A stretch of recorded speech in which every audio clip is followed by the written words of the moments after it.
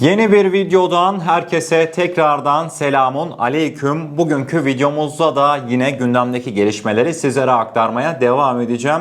Videomuza geçmeden destekleriniz oldukça önemli. Lütfen beğeni ve yorumlarınızı yine her zamanki gibi eksik etmezseniz gerçekten çok ama çok mutlu oluruz diyerekten.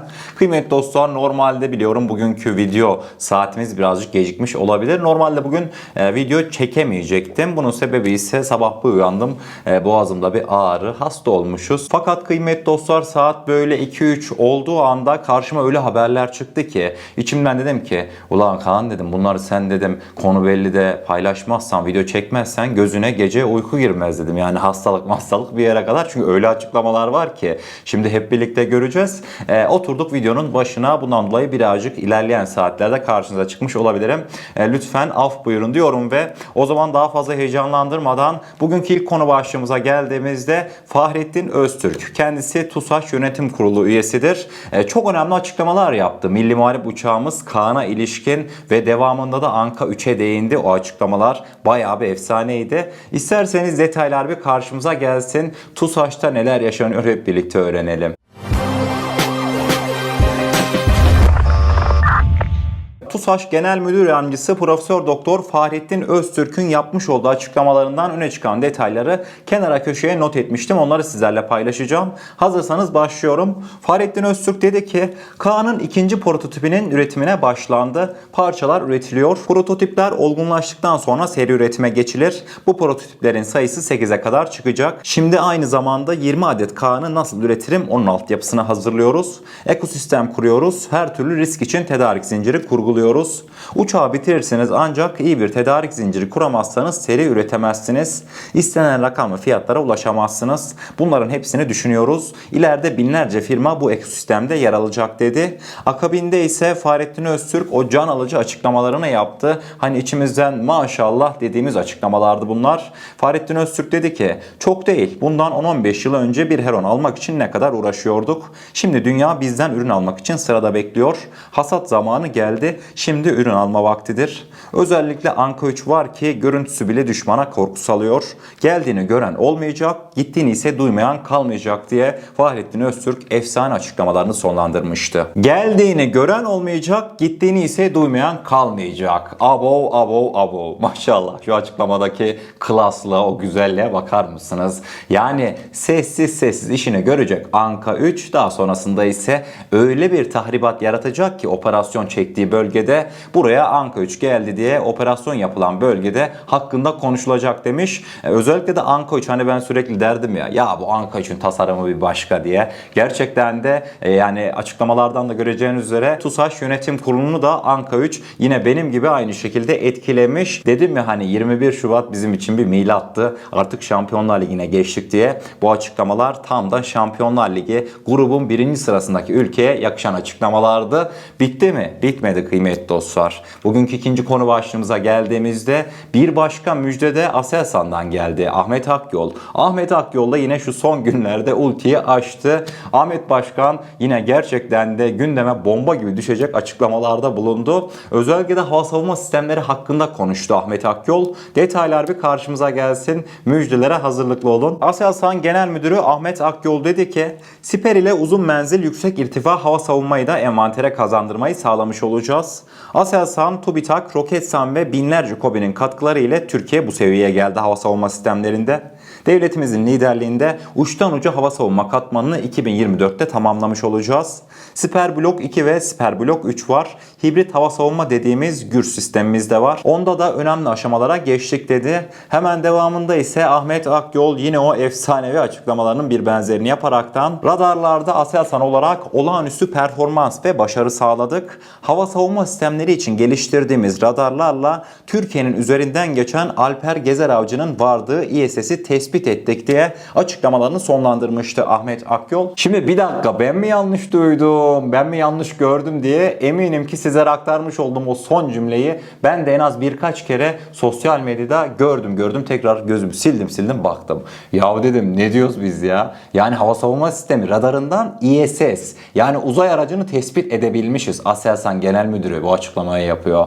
Yani gelmiş olduğumuz konuma bakar mısınız? Türkiye gerçekten de diyorum ya hani 21 21 Şubat'tan beridir artık sizlere aktarmış olduğum bu açıklamalar kaçıncı süper açıklama, inanın sayamıyorum. Yani başka bir ülkede yemin ediyorum şu olaylardan sadece bir tanesi yaşanmış olsaydı yemin ediyorum en az 3-5 ay sadece o olay konuşulurdu. Fakat bizim ekosistemde, savunma sanayi ekosisteminde her gün o kadar güzel haber veriliyor ki bir sonraki haber bir önceki haberi unutturur nitelikte bile olabiliyor. Ayrıca konusu açılmışken şunu da belirteyim. Şimdi hani Aselsan Genel Müdürümüz Ahmet Akyol demiş ya, 2024 yılının sonuyla artık hava savunma sistemlerinde Türkiye'nin dışa bağımlılığı bitecek, siper envantere alınacak demiş ya. Sosyal medyada farklı görüşler de ortaya çıktı. Neydi o görüşler? Hatırlanacağı üzere biz S-400 aldık diye Ruslardan Amerika Birleşik Devletleri bize F-35 programından çıkartmıştı. Paramızın da üstüne yatmıştı. Yaşanan bu gelişme sonrasında ise işte ne güzel biz kendi milli hava savunma sistemimizi yapmışız, siperi.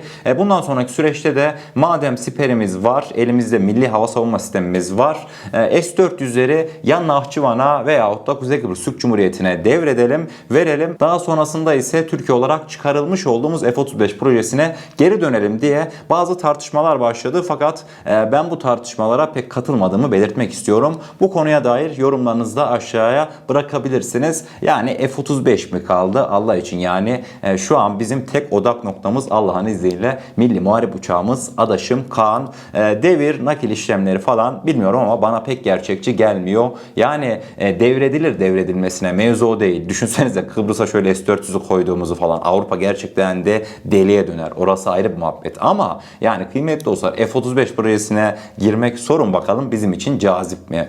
Bir de burası var bu mevzunun.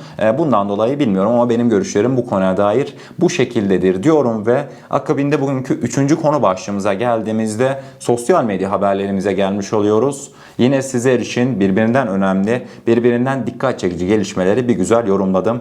Detaylar bir karşımıza gelsin. Bugün sosyal medyada neler yaşandı hep birlikte öğrenelim. Bugünkü sosyal medya haberlerimizde ilk olarak bir 5. nesil savaş uçaklarının proje başlangıç kararı, ilk uçuş ve envantere giriş tarihlerini sizler için buldum sosyal medyada. Onları sizlerle paylaşacağım. Mesela görmüş olacağınız üzere F-22 savaş uçağı Amerika Birleşik Devletleri'nin ilk projenin başlangıç kararı 1981 yılında alınmış. İlk uçuşu 1997 yılında gerçekleşmiş F-22'nin ve son olarak da 2005 yılında envantere alınmış. Böyle hepsini tek tek okumayacağım fakat milli muharip uçağımız Kaan mesela 2010 projenin başlangıç kararı, 2024 ilk uçuş, envantere giriş tarihi ise büyük ihtimalle 2028 yılı olacak. Zaten yıllara baktığımızda bile Türkiye'nin bu alanda rakiplerine göre ne kadar hızlı ilerlediğinin aslında bir kanıtı bu yıllar. Hemen devamında ise İngilizlere gidelim mi? Yine İngilizler de milli muharip uçağımız Kaan hakkında bugün gerçekten de çok önemli ifadeler kullandı. Birleşik Krallık Savunma Bakanlığı bünyesindeki askeri televizyon kanalı BBC'ye bağlı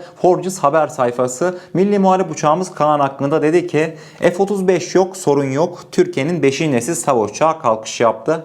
İlk yerli üretim savaş uçağı Kaan'ın ilk uçuşu Türk havacılığı için mihenk taşı. 13 dakikalık uçuş sıradan bir çaba gibi görünebilir ama aslında Türkiye'nin hava kuvvetlerini geliştirme yönünde attığı dev bir adım diye Birleşik Krallık merkezli Forges haber sayfası haberini sonlandırmıştı. Ayrıca bu konunun ben kısa videosunu da çekmiştim. Hani şu Kanada'nın bize ambargo uygulamış olduğu Westcam sistemleri vardı. Daha sonrasında Asil Fılır 500'ümüzü geliştirmiştik. Geçtiğimiz günlerde de Aselsan Genel Müdürü Ahmet Akyol Kanada'ya öyle bir ayar vermişti ki zaten videoyu izlemişsinizdir illa. Biz onlardan daha iyi bir kamera yaptık demişti kısacası Ahmet Akyol. Kıymetli dostlar, Asil Fılır 500 sistemi nasıldır, nedir, ne değildir diye merak edilirken Akıncı TİHA'nın Yunanistan ile Türkiye sınırında bulunan Saros Körfezi'ndeki hedefi vurma anı sosyal medyada paylaşılmıştı.